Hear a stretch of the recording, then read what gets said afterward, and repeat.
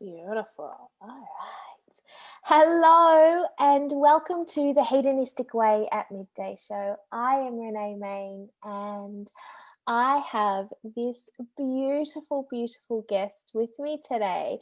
She is welcoming in the arrival. She is doing the scared work of the High Priestess.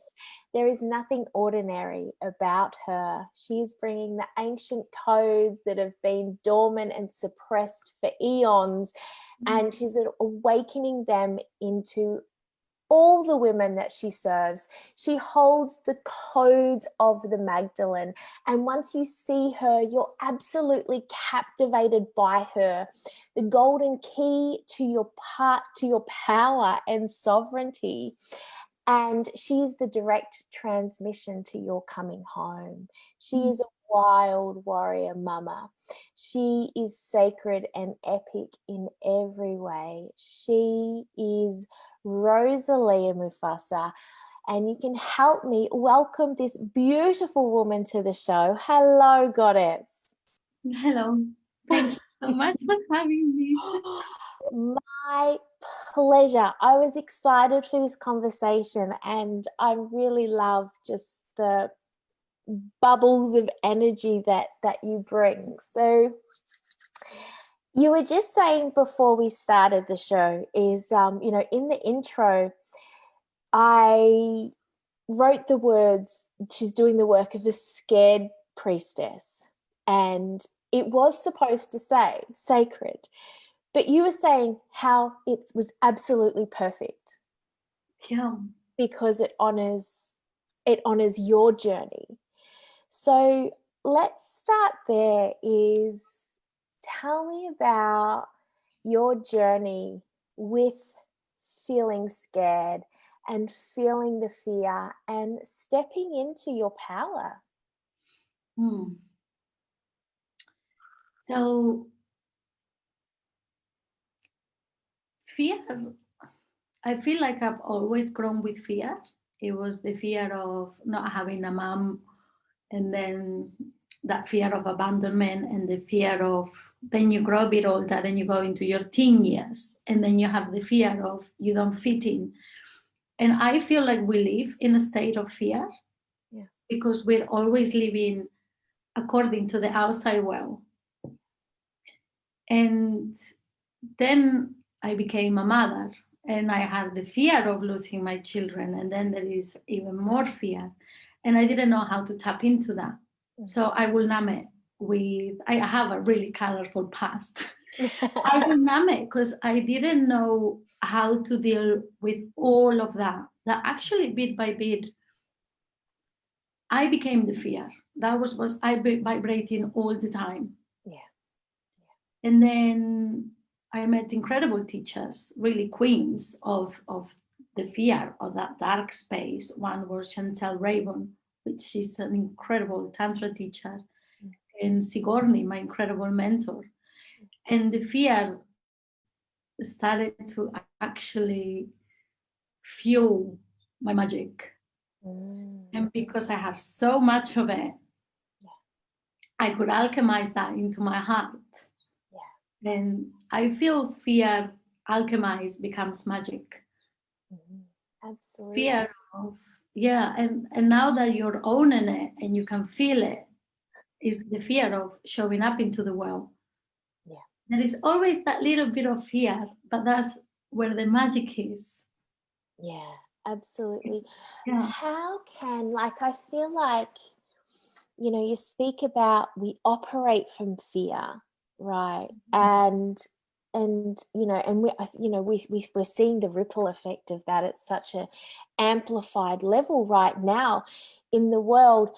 And then you said, when we work with our fear and harness it and we alchemize it into the magic, which is still essentially operating from fear. In a sense, so, and you talk about that dark space. So I want to ask you about that dark space, or the perception of that dark space, and what it is and what it isn't. And what is the feeling, or what is the difference between operating in that false sense of fear and using it as fuel for our magic? I love how you use the word perception, because that's where the key is. Yeah.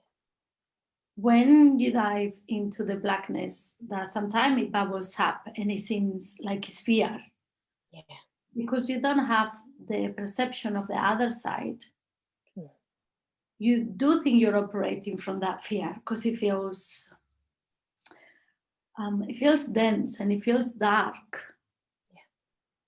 And when you change the perception of that, and it's like, oh, is this fear? Is this fear or is this a gift? Should I go and dive into this blackness from this mother? Yeah. I feel, for my experience and my perception and my perspective, everything comes from the blackness, the mother. Yeah. But society tells us that that's fear. Don't go into that. And when you feel that fear and you change the perception that that's a gift in there for you, there is a golden nugget. It's like a soul coming back home in there waiting, and it's bubbling up, calling in you. So you can actually open, trust, and surrender, and bring that into the heart, and let that shake of the fear create your Kundalini wave. And burn it into the heart, and vibrate that. So I love that you mentioned that, because it's not that fear of, oh my God, it's changing that. Yes, it's there all the time, because that's the human experience. Absolutely. How can we alchemize it? There's two things I want to ask you. Two things that come to mind. What do I want to do first? Okay, so I want to ask you about, you mentioned two words, and that was the dark mother. My favorite. Oh, I love it. Yeah, like it's just, I felt myself just like go, oh. So good. So good. Like it's not a term that we hear very often. So tell me about the dark mother. What does she mean to you? Like, what is it? And it's just because I feel my body just when you speak it, like just go, that's her. Yeah. Like the Magdalene holds the codes of unconditional love and light, but she also holds the codes of the dark mother, that dark part of ourselves that births everything into creation. So for years, I was teaching yoga and doing the chants, and it's all incredible, but I was half living. So my mind is okay, and the consciousness is okay. My heart is really welcome, but God forbid I go under. Nobody wants to see that. So I feel like the Dark Mother holds the human experience at such a level that when you live that fully, she will integrate you into full power. And we all have her inside. We all have those dark pockets that nobody wants to look at. And then they ripple effect into the world. I mean, look at the state of this planet right now. And if she brings unconditional love, she loves every part of yourself. The parts that you want to hide, that's what she loves the most. And my awakening was with the Dark Mother. There is nothingness. That's all there is. There is the no thing. And from there, we birth. It's infinite potential. And then play with the heart and merge it. And then play with the consciousness and the Christ consciousness and the Magdalene and bring it and merge it. So you create from both. Right? That's the beauty of the woman. That's the beauty of the priestess. She's not scared to dive deep into the dark. And she's not scared to either go into the ethers and bring love and light. And she's also not scared to love in this body unconditionally. So true. Why is it, it's just, I know it's just like, breathe space into that. It's like, yeah. Love her. Oh, me too. Me too. It's just, yeah, it does. I feel that it just ripple out throughout my body, and it just feels so, you know what? It feels real, and it feels true. And there's something powerful that just happens when you acknowledge all the parts that we are. And that's what I want to ask you. We talk about the fear and operating from fear. And, when you were talking about that, I didn't learn much in school, but, but one thing, or actually two things I remember that just penetrated my soul, and I've never, ever forgot them. That was, we had this speaker come and speak to our class, and he said two things. I don't even know his name. And I'm from like a really small country town where no one ever goes. So we were not privy to speakers or anything outside the box. But he said two things. Never read the paper in the morning. Never watch news in the morning. I like him already. Yeah. And that's, and I was like, okay, so he spoke about mindset, and he spoke about, and it was just, I was like, yes, I felt it in my body, how that made me feel. The other thing he said was, always remember there are two sides to every story. Mm-hmm. And I've carried that with me. And so when you speak about fear, I remembered that moment and him saying that, because we, as much as society feeds the fear, but they also say, which is quite contradictory, just, feeling into the energy of that, is because they also say, don't go into the fear, don't go into the dark. So there's a real, there's a real scarcity and fear around that. So I wanted to ask you, like, what does diving into the fear look like? Why is it so scary? And what can people begin to do? What can we say to reassure them that it's actually not as bad as what they think it's going to be?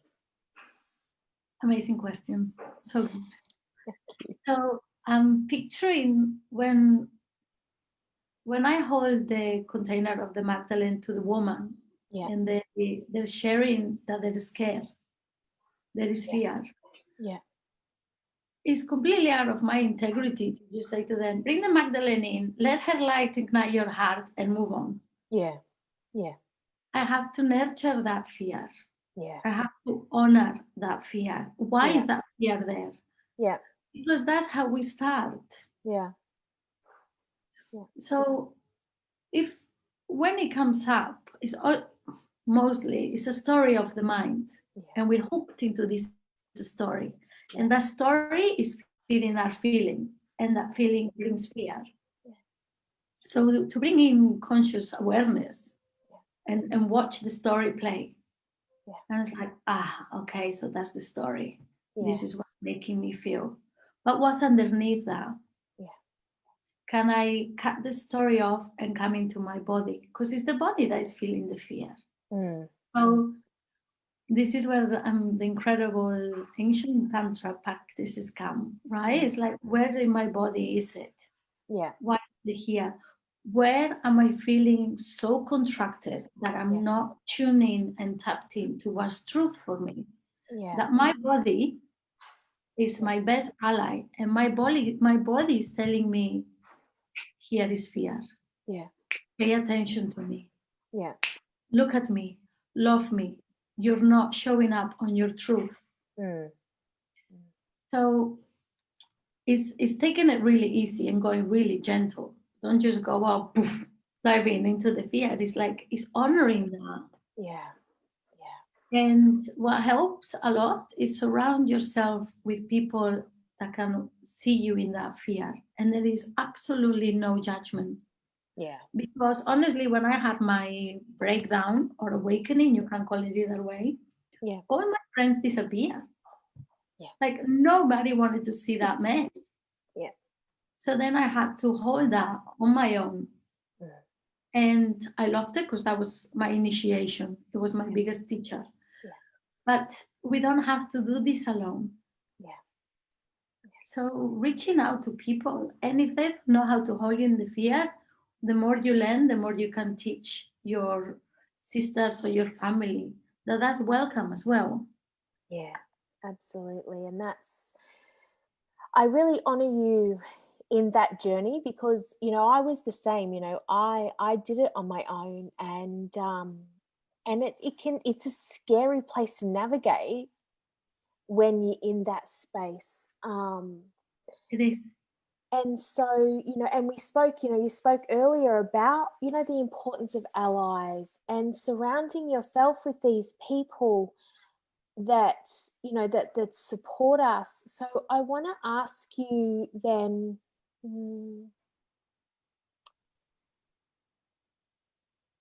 why do people, so I'm just imagining myself in that position now where you go, like it's when you're in that state is people run Oh, and, yeah. And they don't want to see that. And then that can add to the fuel of like, what the fuck is wrong with me? Oh, yeah. What I'm it triggers the I'm too much, I'm da da da, I'm not enough, I'm, all of these other whatever, that story that you speak of. So, and then bringing in the support of allies. So just tell us about anyone that's listening to this going, how, they're there right now. What would you say to them? Get excited. Get super excited because this is when the magic blooms. When everything that you have built in a state that is not truth and it crumbles,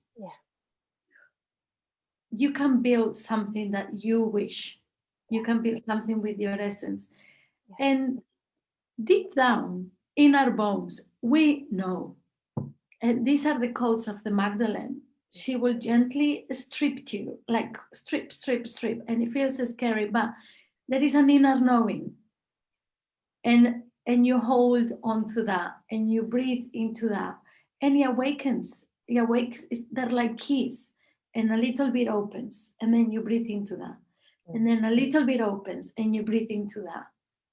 So you're not just surrounded by the fear all the time. You have the fear that you're in now, which is the platform where change happens. And on the other side, you have your whole existence is magical. The whole fact that you're here in this planet, breathing, loving, that you're able to tune in into other things, that you're able to break and to open.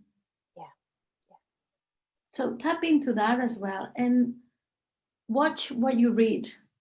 Watch, like you were saying, like if you're stuck on watching the news and surrounded by people that is always talking about the like lower density, you get stuck in that hoop, right? Like watch a documentary in Gaia that talks about the priestesses and see how that feels in your body. See if something awakens. Go for a walk in nature. Have a green juice and sit in the sun. See what happens. There is no fear there. Very true. So, and it takes time, right? It's a journey. It's not, we're so into the quick fix. I want a session with you, quickly fix it. We've been feeling this fear for years, and all of a sudden we want it to go. What if we honor it and we alchemize it? Yes, exactly. And that's, we're so conditioned to, especially say, like I see it around like people around my age who, have really been like spent 10, 20 years in the personal development, spiritual development, self-help, self-improvement. It was really this forced energy that we were creating. And now we're seeing that crumble and seeing that shatter, but it can be really hard because we've wired our brains to going, it has to be easeful, and it has to be, and if I feel any pain and resistance, then maybe this isn't for me.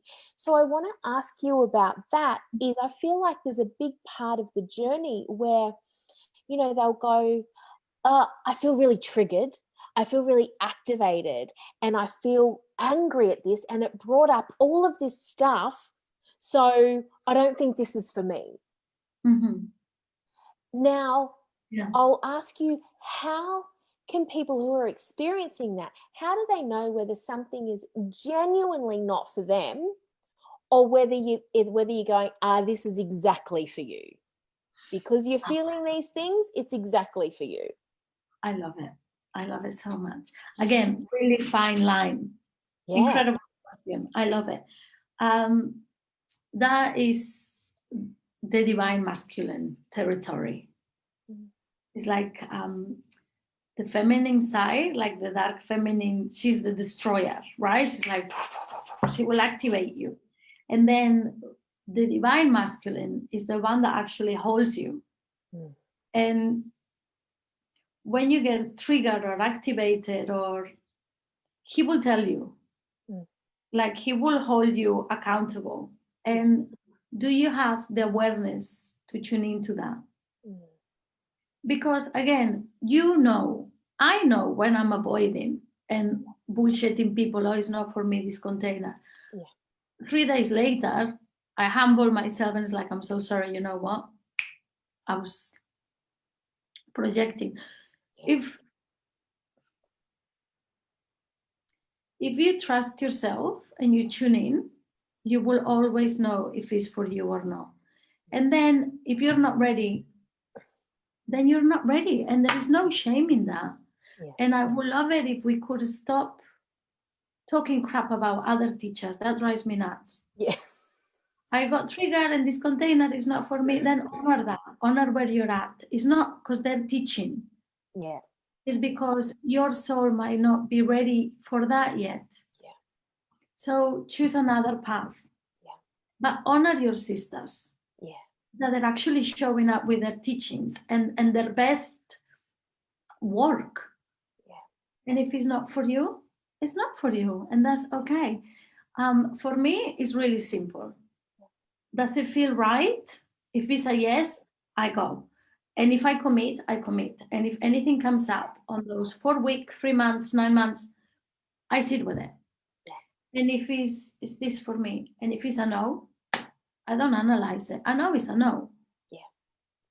And a yes is a yes. Right now, I'm on a 3-month shamanic container. Buckle up, Rose, and hang in there because it's intense. But I chose this. It's really intense. But I love it.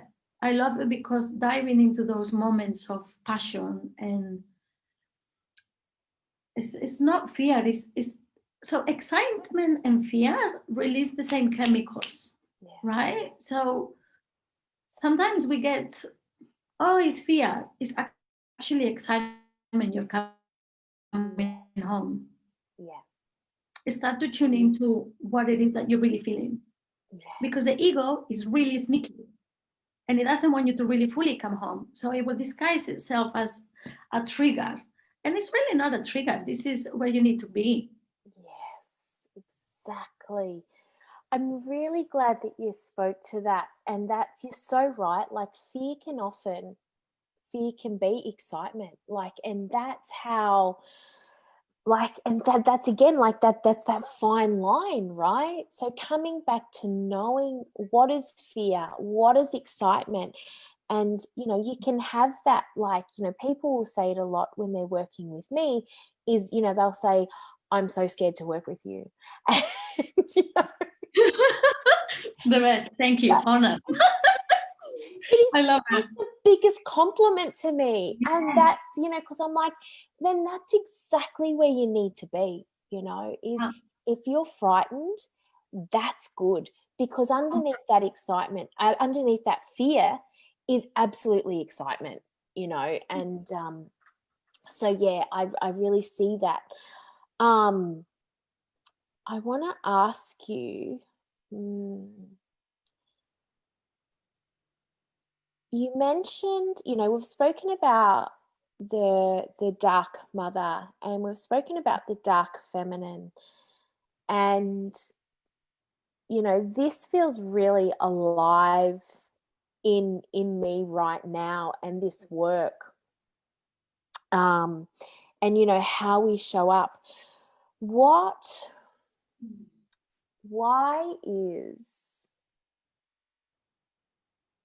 this work of the dark mother, the dark feminine, why is it so important, and why is it not just mother and feminine? Why does the dark carry so much, so much weight, so much gold, so much wisdom?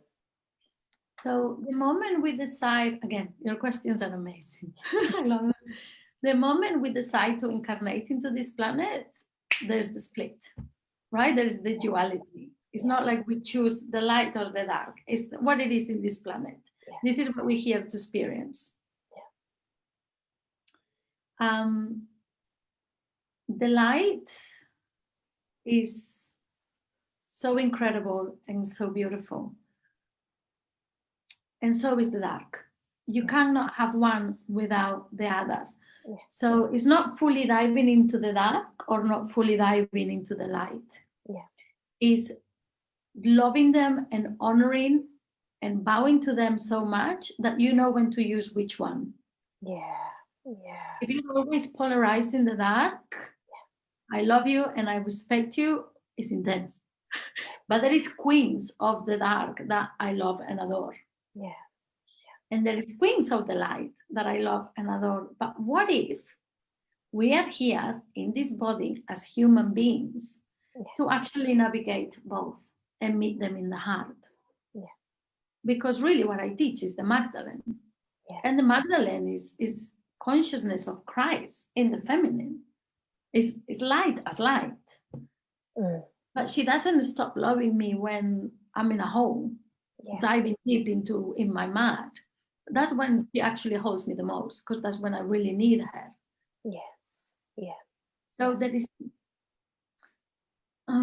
we create this incredible big separation of the dark and the light, and they're the same thing. Yeah. They bring the same. It's just sometimes we escape the spiritual bypass into the light. Yeah. And then we live in cuckoo land, which is great. And then we polarize into the darkness, and we don't seem to be able to get out of that, oh my God, I'm dying, spiral. Yeah. Yeah.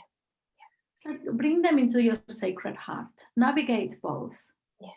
Right? That's the teachings of Mary Magdalene. And Mary Magdalene was a woman, right? She ascended after being in this planet through all the suffering. Yeah. It's like, imagine her, I love her so much. Me too. To be born in that age where women were possessions, we could get stoned to death. It wasn't like really much opening like we have now. Yeah. Yeah. And then the path of teaching alongside Jesus is like a woman, but she did it. And then to watch her beloved get crucified and hold that faith and that grace.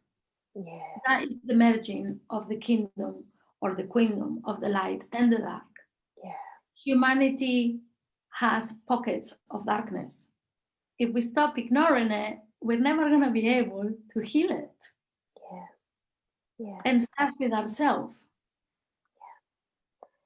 Do you think that, I've been thinking about this question a lot lately, and I don't think I've fully arrived at an answer yet that feels true for me. Do you think we have to experience sacrifice? Great question. I love it so much. Right. So, And I in my asked this question, and I don't even know the answer to this yet for me. So, yeah. incredible question. For me, yeah. there is something called joyful sacrifice. Mm. Sacrifice carries this stigma that is like, Yeah. die, sacrifice. Yeah. And then there is joyful sacrifice, where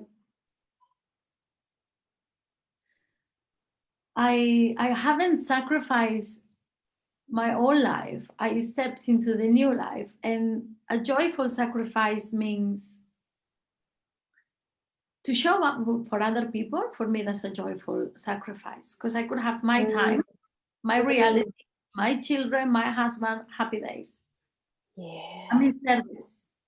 And when I'm in service, I sacrifice really joyful. The time that I don't spend with my children, I'm holding woman. Mm. I was put here to be their mother. Yeah. I love it. Yeah. It's the love of my life, my children. Yeah. And there is that joyful sacrifice. And I'm teaching them how to show up for other people when you have something to give. And we all do. Yeah. So the word, for me, the word sacrifice is also sacred. Again, the perception behind it. Yeah. What do you want to sacrifice? And if it's not for you, it's not for you. It doesn't matter. It's not that you're not enlightened. Yeah. If the only, like, what makes you happy? Yeah. Mm. What makes you have a smile in your face every morning? Is it showing up for woman? Then do it. Is it staying home making pancakes? Then do it. Yeah. And sometimes with a little bit of sacrifice, right? But it's not a bad one. It's a choice. Yeah. When you're committed, you show fully. Yeah. Yeah. And some things might fall apart. Like I don't hang out with many people all of a sudden, because I'm completely devoted to bring and bear this. And that is a joyful sacrifice for me. Yeah. Yeah. I really love that. And what really feels true for me in that is just the recognition of, I think, because, and I asked you, if I was prompted to ask you this, because, you talk about, the Magdalene, and you talk about, the Magdalene codes and Christ. And I think about the sacrifice that Jesus made, and how so much of it is our perception that he sacrificed himself and his life for us, but he actually didn't, did he? What I've been seeing, what they show me is,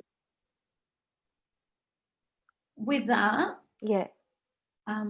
with teaching that we're here and we are God or goddesses, or it's all in here, it's all in your heart, in your being. When he went through that, not only did he trust completely, and her, Magdalene, as humans, but fully human, fully divine. And to be going through that experience that was fully human, like at the lowest of the lowest, because of other human. And to hold that faith, to hold that divine essence. And what I feel he did, and she did, by holding that, is they actually thin the veil. So it's easier for us to get the codes. That's what I see when I tune into them, or they come and work and we hang out, is the veil was much further, and now it's like, here it is. Yeah, more accessible. Yeah, for everybody. Yeah. And that's a beautiful example of what would be a joyful sacrifice on a major scale. But you talk about the joyful sacrifice, throughout you know, potentially mundane moments and, you know, everyday moments as well. So that's really cool. Thank you. You talk about the Magdalene codes. What are the codes? And I can just like, yeah. I love it. Oh, this is the best. I'm sorry. Oh my God. You light up like it's your thing. So I want to ask you, what I feel to ask you is, oh yeah, see, I feel that ripple out throughout my body then, is like, how did you realize that the Magdalene codes were your gift to share with the world? Okay. And what are they? So what was that journey? Because, you know, it's not something that I'm sure you just woke up to and went, you know, yes, when I grow up, I'm going to, you know. Wait, the Magdalene. Yes. So how did you, what was the journey like for you to bring that, to birth that into creation, and what is it? So curiosity is best, right? And every woman has this bit in them. It's like, there was something about the Magdalene that it kind of calls you in. So I decided to do a 21-day sadhana on her. Yeah. Just because something was, I didn't know much about her apart from she was a prostitute. Oh my God. And it's like, okay. And then something, I got interested. So I dedicated 21 days. And because I was so devoted to the Hindu goddesses, they fascinate me. Like Kali, Lakshmi, Durga, those frequencies. Yeah. Insane. And then the Magdalene kind of was lingering here, but I thought, oh, Christianity, that's what I grew up with. I don't know. And then I dedicated the 21 days to her. And at the end of the 21 day, I went to sleep, and at 2:22 in the morning, I got woken up. And she came through, and she just ignited me with all her frequency, and I've never felt anything like that in my life.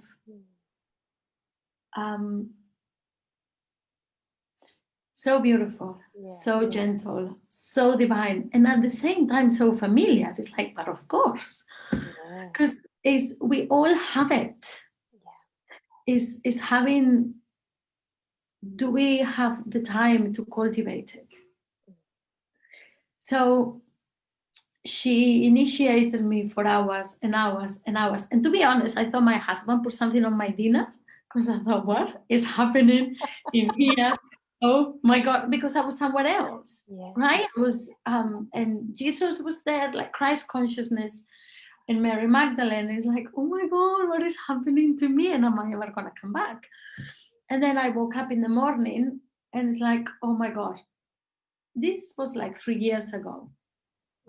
And I loved it, but I didn't know I was supposed to share it. So I was teaching kids yoga then. And what I do it with that love.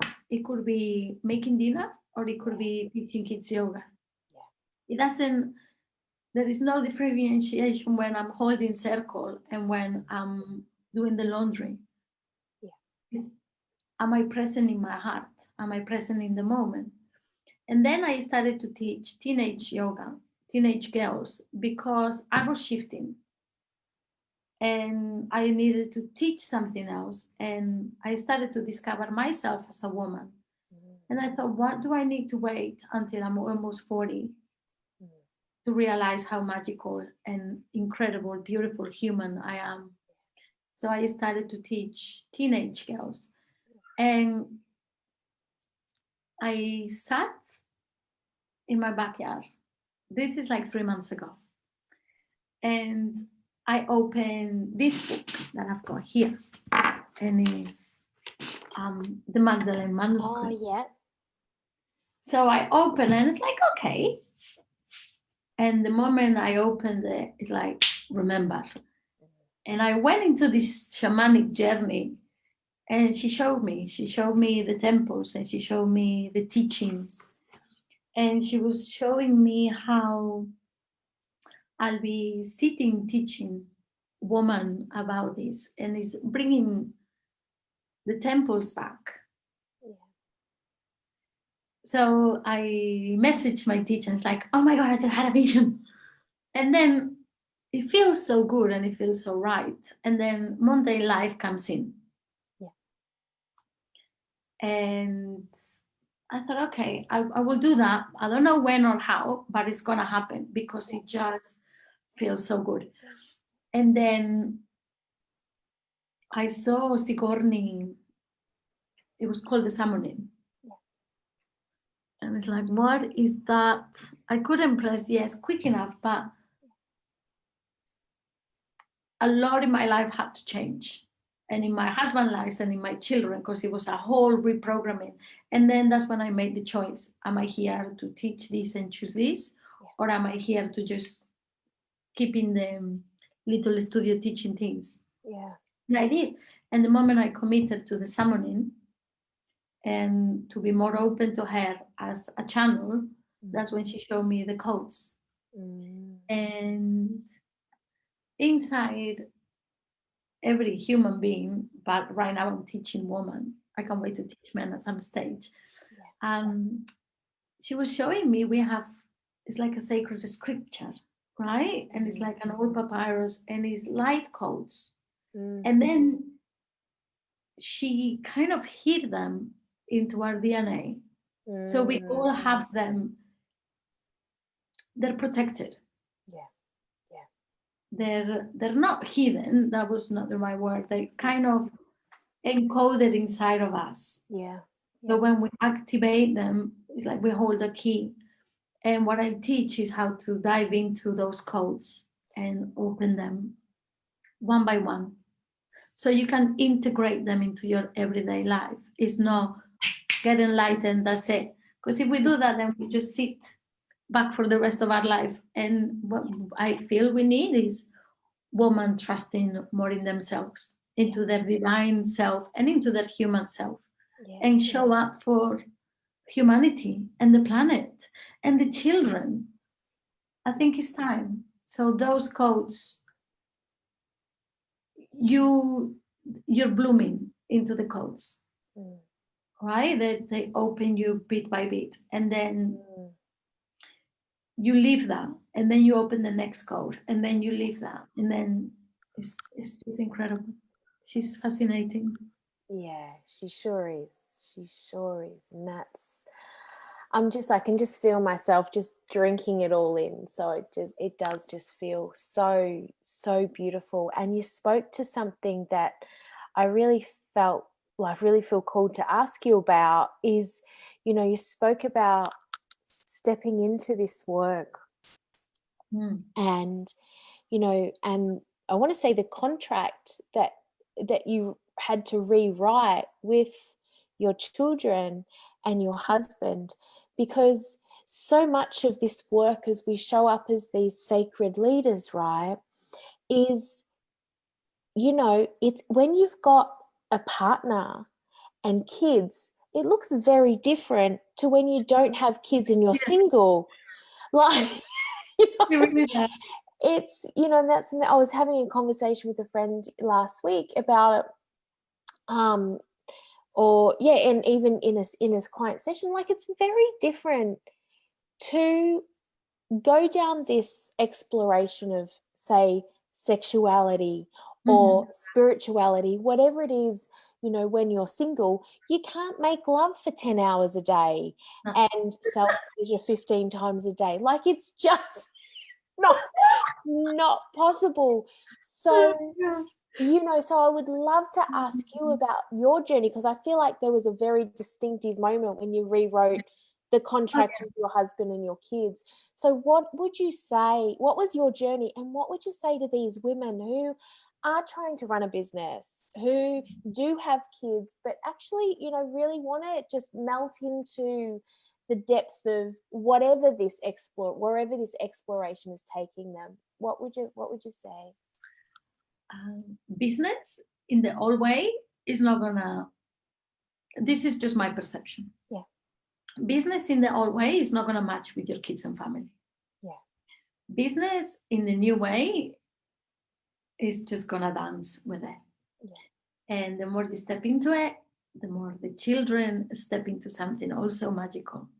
Yeah. And things change at home because you believe in yourself so much that it ripples effects in the home.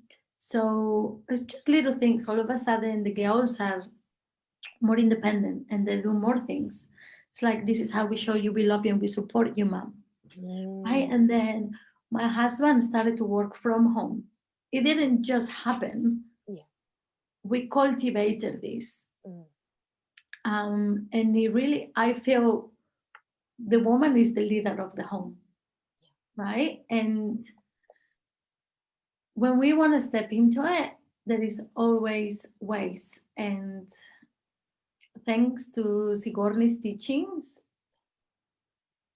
I run the business from my body, right? And when my body wants to sit at the altar, everybody knows Mommy's gonna sit at the altar. So they go for a walk. Yeah. And then when I have a call, like now, everybody took the baby for a walk. We are a team. We're working as a team. And it's step by step, and it's lovingly. And 3 years ago, this household looked really different. I almost lost my husband because I changed so much. So it wasn't all love and light, let's sit in the altar and create a business. Everything crumbled down, and we had to rebuild it into what do we choose to believe? How do we choose to live? And we fell in love again with this. I feel like the first time we fell in love, and this time we chose love. And at home, if my home life doesn't go smooth, I can't show up for my business. So they're so entangled. Yeah. And I show my girls what I do. I teach them the Magdalene codes, and I teach them there is no, here is Mommy as a business owner teaching the Magdalene, and here is Mommy whatever at home. I am the same person. Yeah. I teach them when we go for walks about sacred geometry. My children live in this. And it's not forced, it's because they see how happy Mommy feels. So they get curious. It's like, why is that? It's like, because the divine is always around us. Or when you jump in the ocean, how does it feel in your body? So it's a continuous, I feel like the business is part of my family. Yeah. Yeah. And I also am running it so I can spend more time with my family. This is also a big part of doing this, of what I love. When you do what you love,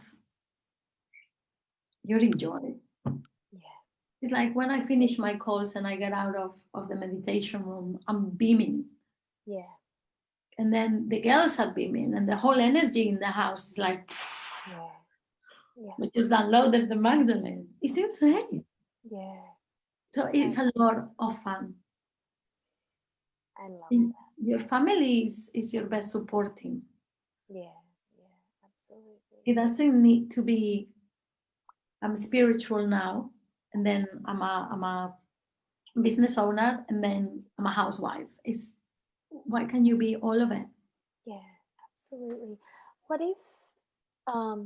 if some people are feeling like the word separation comes up, like, so they cultivate this energy in meditation. They love their service, but they're feeling this misalignment with their kids and their partner. What do you say to them? Like, what happens? You speak about this effortless energy that you know, that the Magdalene is alive in everyone in your house, what would you say to those people? What can they start to do to bring that back into alignment? First, I would say, welcome to the jungle. It's out there. It's so like, it's, it's an adventure. And it's supposed to be fun. Yeah. Right? It's so dense. The topics are so dense, and the diving in is so dense. And at the same time, have fun. It doesn't need to happen overnight. Yeah. It's honestly, for me, the best thing I've ever done, thanks to this beautiful couple, is Kat O'Connor and Tully. They have a whiteboard, right? And the moment I bought a whiteboard and I put in there what I wanted to do and what does everybody else want to do, and we create that family life. We could actually make it really scheduled, right? And there's gonna be moments of, oh my God, what am I doing? Welcome to the jungle, darlings. I get excited. Life is supposed to have the ups and the downs, the ups and the downs. Navigate that with your children and with your husband. Like, my relationship now is so beautiful because I'm able to speak about how am I feeling. And it didn't just happen. It takes day after day to make that choice. And to be gentle with where you are at the moment. And to also hold that vision close to your heart. If that's what you feel you really want to do, your family will tune in. I promise you. And they will support you, and the people that you need will come in, and the teachers that you need will come in. That is the power of the feminine. We're magnetic. Create that. But we need to bring the fun into it. It's like, how does it feel in your body? Is it fun? And if it's not fun, give yourself a little break. Do not push and push and push and push because you need to achieve something. Achieve your inner happiness. And then show up from there. As a mother, as a teacher, as a wife. And the conversations that we have at home are so different from how we used to have the conversations 3 years ago. It doesn't, we don't wake up one morning and just go, oh my God, look at us. It took time. And it also took a lot of deaths. I had to die, I don't know how many times. I wanted to ask you about that. Is, you know, you spoke before, you know, and you mentioned now about your deaths. You spoke before about as well, like how, you know, how there was a point where in your marriage where it would have been really easy to exit. Oh my God, yes. And so, you know, and this is something that I'm so curious about because, you know, we see a lot of people, you know, exiting their contracts and their marriages and their partnerships and stuff like that. And I feel the same, you know, I've been with my partner for 21 years and there's so many times where, like, he didn't sign up for this. He didn't sign up for this journey that I'm taking. Like, because I go, holy fuck. Like, he's always said, I'm a simple man. And, you know, I gave him everything but simple. Like, love it. So good. That is, and there's so many times where it could have been an exit strategy, but it wasn't. So I want to ask you your thoughts on that in your relationship. What made you stay? We actually co-parent for 2 years because once you know, like once you have a taste of the divine and you're away, you can't go back. You can't just put it under the carpet. I tried it and it didn't work. And the more I was stepping into what made me happy. So this is, we co-created a life. And then I always thought that that's it. Like, we co-create together. There is no, you fill your own cup and I fill my own cup. It's like we're in mesh forever. And then I realized that this is actually my life. What makes me happy? And it wasn't like, you don't make me happy. It was like, oh my God, I'm starting to like different things that you do. But we were so enmeshed together that we didn't know how to be me and how to be him. So then I tried for a couple of years. We tried and we just grew apart so much that we were making each other really unhappy. So we co-parent for 2 years because both of us, the thought of not having our children is like, and then in those 2 years, he had his awakening on himself and now he's like incredible. It's like, calm down a bit. I'm the one here. It's like so amazing. He's so beautiful, but he done that himself. It was his choice. It was his path.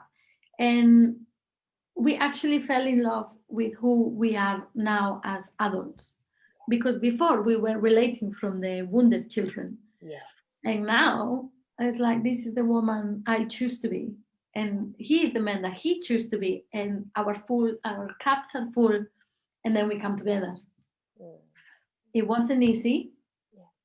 And because over the years, I accumulated the bits that he hurt me on, instead of remembering the bits that bring me so much happiness. So I built my heart up. Then when I had my awakening and my heart open, it's like, oh my God, there is so much pain in here. How am I ever gonna breathe again or love again? And the more I allow that to gently express and heal, the more the sweet parts. He's my best friend. He's the love of my life. It's beautiful. And then that remember. Right? And now here we are. It's like insane, the transformation in the couple. And I feel when I realized that he was my best medicine, that he was my shadow, my masculine was that. It was all my internal work. It's not that he didn't do the work or blah, blah. It's like, where am I doing that? But nobody wants to look at that because that sucks. And it takes hard work. Absolutely. And he was my medicine. I will never be here if that didn't happen with him. And now I honor him for that. And I thank him every day for all that of himself. That actually I had to grow up my inner masculine. And when I did, his one grew up. It's incredible how freaky things happen on the outside.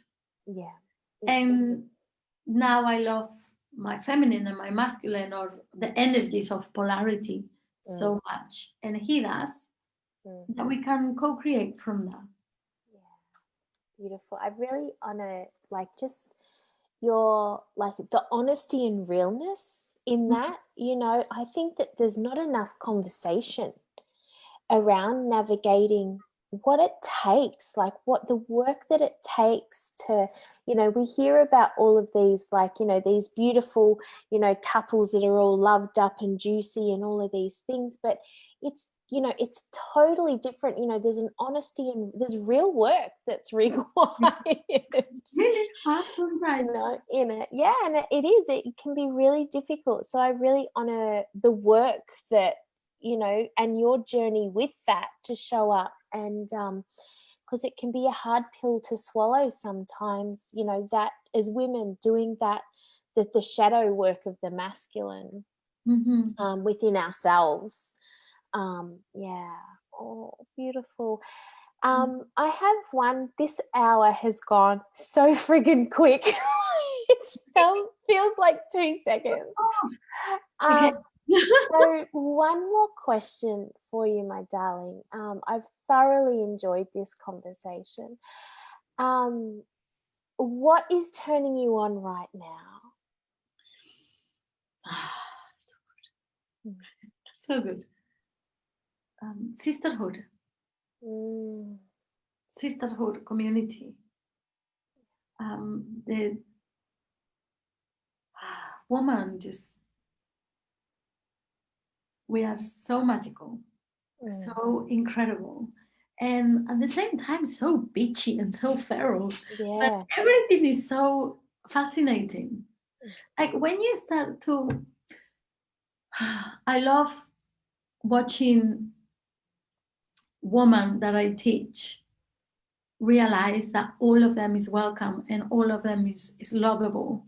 Yeah. And that moment when they go, oh, I'm the magic and I've got the key and I have the sacred heart. Yeah. That's turning me on. It's turning me on to teach them that they're their own teacher. Yeah. There's nobody here but them. Yeah. And I'm just holding the space for them to remember that. For me, yeah, the expression in their faces when they go, oh, it's me, is breathtaking. That turns me on. Yeah. And yeah, community and other women talking Yes. to each other about, yeah, everything in life.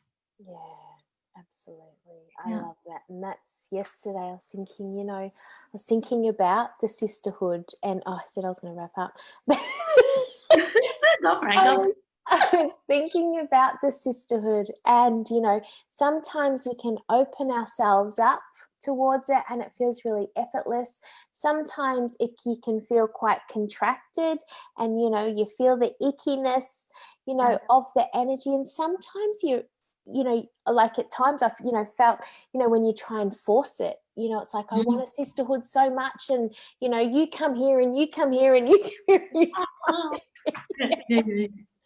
Yeah. And, so yesterday I was feeling into the sisterhood and, and what can come when, if you're all doing similar work, and, so when does that make me expand? When does that make me contract? And, just recognizing all this, but underneath all that was just that deep feeling of like, we don't have to take over the world. There is enough for everybody.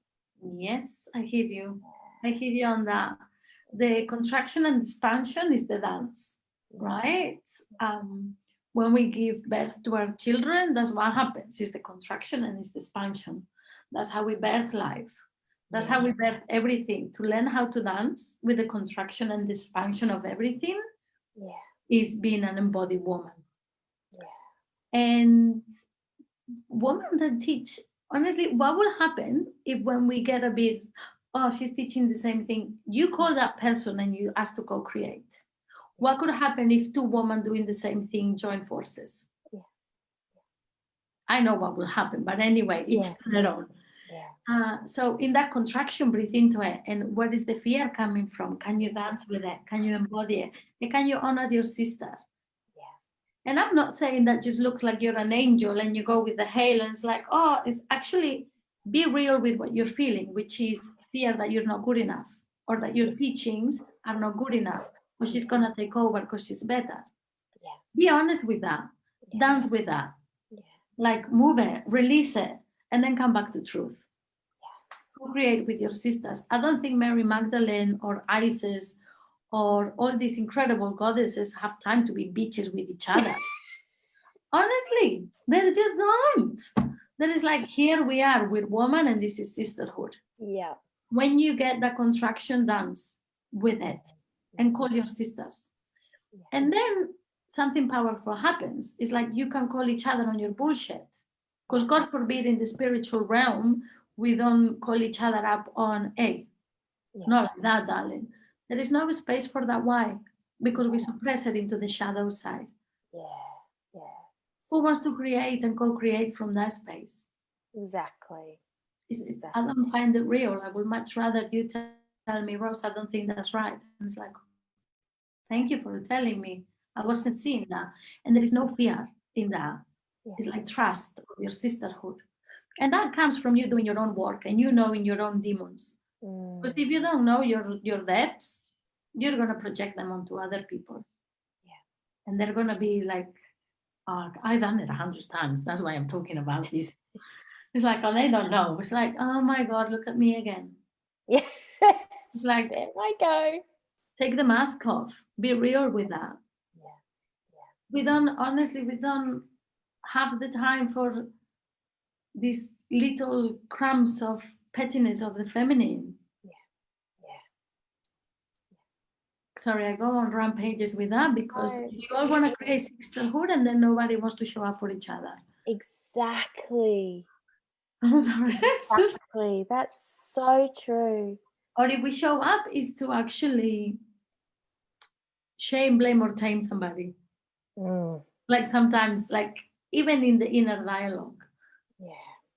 Like what happens if we become aware of how we're thinking and what's going on internally? Tune in. Like, is that the truth, or is it just a fear in me that needs to be released? Beautiful. Thank you so much. I have just absolutely loved this conversation, and thank you for showing up on the show today. Thank you for sharing so honestly and so beautifully.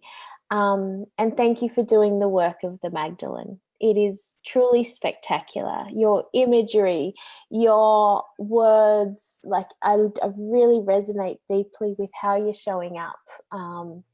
So thank you for just awakening this in women, because this work is so needed. So thank you for having the courage to show up and serve in this way.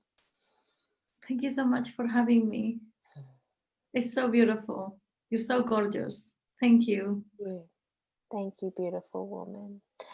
Thank you to everybody watching. I will see you next week with another amazing guest. But right now we are honoring the beautiful Rosalia, and I will put all of her links in the show notes so you can follow her on all the things. So let us know what landed for you, what landed, what resonated, and I'll see you next week. Bye, everybody. Thank you.